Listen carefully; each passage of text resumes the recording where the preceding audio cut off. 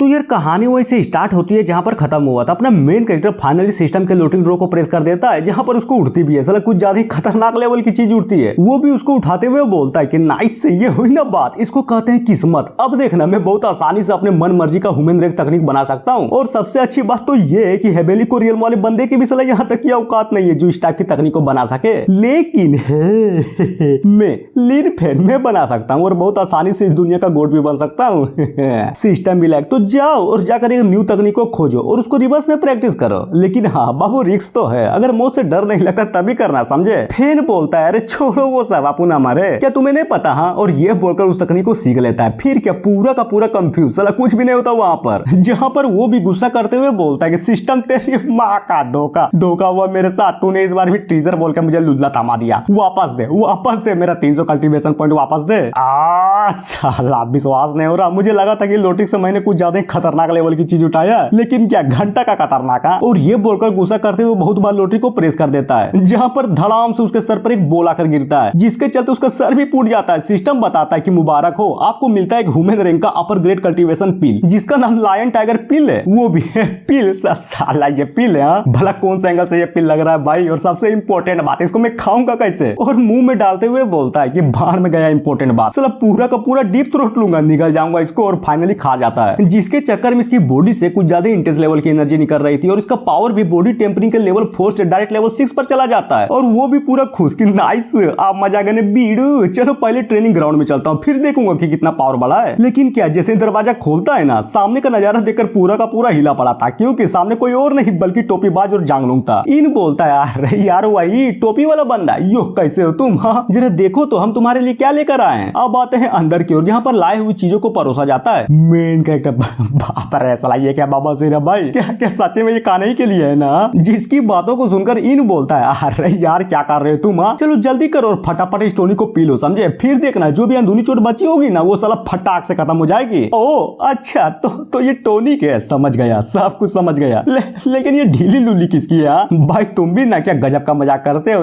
लेकिन ये लुल्ली नहीं बल्कि टाइगर का पूछ है, समझा। और सबसे इंपॉर्टेंट बात, तुम हमारी इतनी फिक्र करते हो तो हमारा भी तो बनता है करना फिक्र। जिसकी बातों को सुनकर लोंग बोलता है बिल्कुल सलापुन भी करता है फिक्र। इसीलिए तो ये जो टाइगर का पूछ है ना, जिसको तुम खाने वाले हो, इसका शिकार मैंने किया था, वो भी खुद अपनी नंगी हाथों से। और ये सुनकर इन भी गुस्से में बोलता है कि क्या बकवास है, एक छोटा सा पूछ लाकर तुम ये मत सोचना कि तुम उसके दोस्त बन जाओगे, समझे। साले कमीने कहीं के, क्या क्या कहा बे, फिर से बोल, अगर दम है तो फिर से बोल के दिखा। तुझे क्या सच्ची में लगता है कि तेरा टोनिक बेस्ट है। बिल्कुल भी नहीं, अरे बिल्कुल भी नहीं। इनफैक्ट तेरे टोनिक से अच्छा तो मेरा वाला लुल्ली आई मीन टाइगर का पूछ है। जिसको झगड़ा करता देख अपना एमसी भी दोनों के लाए हुए टोनिक को पीते हुए बोलता है क्यों लड़ रहे हो यार, तुम दोनों का ही इलाज जबरदस्त है, समझा। देखो तो पी लिया मैंने, अब लड़ना बंद कर दो। जिसकी बातों को सुनकर वो लोग भी रुक जाते हैं। फिर क्या दूसरे ही पल एक दूसरे को गुस्सा करते हुए देखने लगते हैं कि टोनिक तो मेरा वाला बेस्ट था। दूसरा भी लाइक ना तुम्हारा नहीं बल्कि मेरा वाला बेस्ट है। तभी पीछे से आवाज आती है कि नाइस, अच्छा हुआ कि तुम सब भी यहीं पर हो। और ये आवाज किसी और की नहीं बल्कि लू का था, जो कि एक न्यू कैरेक्टर जिसका नाम फेंग था उसके साथ आया हुआ था। और हाँ, ये बंदा कोई आउटर नहीं बल्कि एक इनर डिसाइपल था, जो कि अपने एमसी को ग्रीट करते हुए फुल इज्जत से बोलता है कि नाइस, तुमसे मिलकर सच्ची में यार कुछ ज्यादा ही अच्छा लगा मुझे। और यहाँ तक कि सीनियर ब्रदर लू ने भी तुम्हारी खूब तारीफ की है। जिसकी बातों को सुनकर वो भी फुल इज्जत देते हुए बोलता है कि नहीं यार, मैंने उतना भी कोई बड़ा काम नहीं किया, बस ऐसा समझो कि ये मेरा फर्स्ट था जो कि किसी भी हालत में मुझे पूरा करना था। गुड, ये हुई ना बात, बिल्कुल खतरनाक, एकदम एक नंबर बात बोली है तूने। इसीलिए तो मैं यहाँ पर आया हूँ ताकि तुम्हें इनवाइट कर सकूं बिग पार्टी के लिए। तो क्यों ना तुम हमारे साथ चलो और सबके सामने एक ऐसा गांडफाड़ स्पीच दो जिससे सारे के सारे लोग मोटिवेट हो सके। तो बोलो क्या बोलते हो तुम, मंजूर है ना। और ये बात सुनकर फैन पूरा का पूरा चौंका पड़ा था। फिर क्या फाइनली उसको स्टेज में खड़ा करवा दिया जाता है, जहाँ पर सारे के सारे लोग भी फैन का नारा लगाए जा रहे थे। लू बोलता है बस बहुत हुआ बकचोदी, सुनो बे सब लोग शांत हो जाओ, आज हमारा मसीहा यहाँ पर आया है खतरनाक स्पीच देने के लिए, समझे। इसलिए शांत होकर बस खड़े होकर सुनो। मेन कैरेक्टर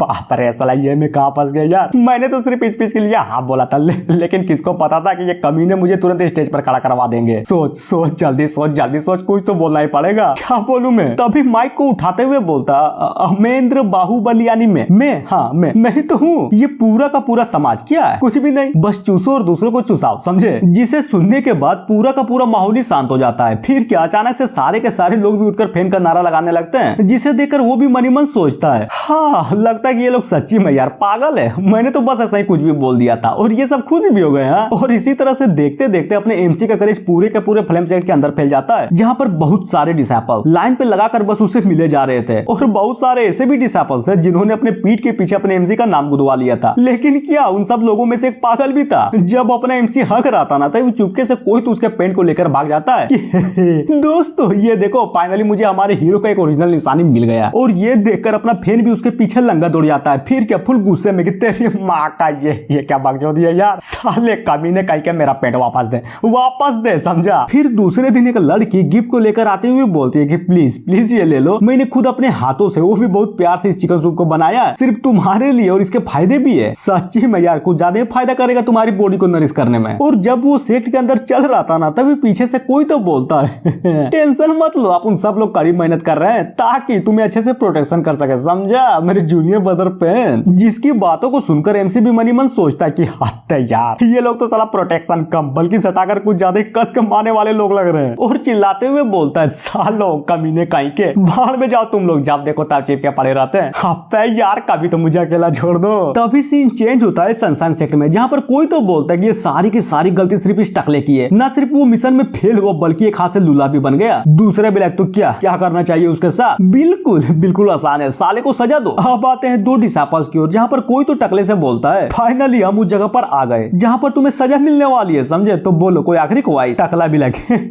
क्या यार तुम सच्ची में मुझे सजा देना चाहते हो? भूल गए क्या कि मैंने किस तरह से तुम्हारी हेल्प की थी? तुम्हारे पास तो खाने तक का भी साधन नहीं था, साला कोई भी तुम्हें नहीं पूछता था, लेकिन तुम्हारा ध्यान मैंने रखा। क्या वो सब चीज तुम भूल गए? अगर नहीं भूले तो प्लीज यार मुझे जाने दो, मैं वादा करता हूँ अपना शकल कभी भी नहीं दिखाऊंगा। आदमी बोलता है, वो भी कुछ ज्यादा सैड वे में बोलता है कि मुझे माफ कर दो यार, लेकिन क्या करेगा, तुम्हें सजा ना देकर बस जाने दूं ना तो साला सारा का सारा ब्लेम सिर्फ मुझ पर आ जाएगा और यही सेम सजा मुझे मिलेगी, समझे। इसलिए जाने तो जान है, बाय बाय। जहाँ पर वो भी गिरते हुए बोलता है धोखा हुआ मेरे साथ, कमीने कहीं के याद रखना, तू भी नहीं बचने वाला। और ये बोलते हैं डायरेक्ट एक मॉन्स्टर के मुंह में चला जाता है। फिर क्या कुछ तो तगड़ा रिएक्शन होता है जिसके चलते मॉन्स्टर का पूरा हुलिया ही बदल जाता है, बिल्कुल इस टाइप का। और सच्ची में यार कुछ ज्यादा ही खतरनाक लग रहा था ये। अब आते हैं अपने सेक्ट में, जहाँ पर एक लड़की अपने एमसी को याद करते हुए बोलती है कि मुझे अब भी याद है जब मैंने उसको पहली बार देखा था ना, उस टाइम मैं भी उसी भीड़ का हिस्सा थी, लेकिन मैं थोड़ी सी दुखी थी कि आखिर इतना अच्छा लड़का एक मॉन्स्टर से फाइट करते समय कैसे मर गया। पर क्या जैसे वो खड़ा हुआ, सच्ची में यार मेरी खुशी का ठिकाना नहीं था। उसका वो एटीट्यूड वाला पोज देकर मैं तो दीवानी बन गई थी उसकी, और एट द एंड उसको लाइक भी करने लगी थी। वो जहां भी जाता था मैं हमेशा उसका पीछा करती थी ताकि एक मौका मिल सके, सिर्फ एक मौका। मैं उसको इतना एडमायर करने लगी थी कि उससे जुड़ी हर एक चीज को जानना चाहती थी ताकि उसके करीब जा सकूं। लेकिन जरा देखो तो साला नसीब इतना खराब था कि जब उसके करीब जाती थी ना तब साला कोई ना कोई आकर बीच में भाग देता था। कभी मोटका आता था तो कभी वो नंगा आदमी, क्या नाम था उसका, हाँ जांगलोंग। वो कमीने लोग कभी भी मुझे उसके करीब नहीं जाने दिया।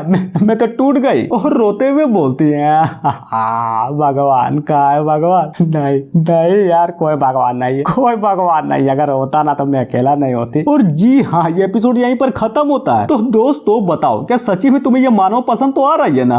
अगर हाँ तो कमेंट में बोलो, वरना दूसरा ट्राई करूंगा। So thank you.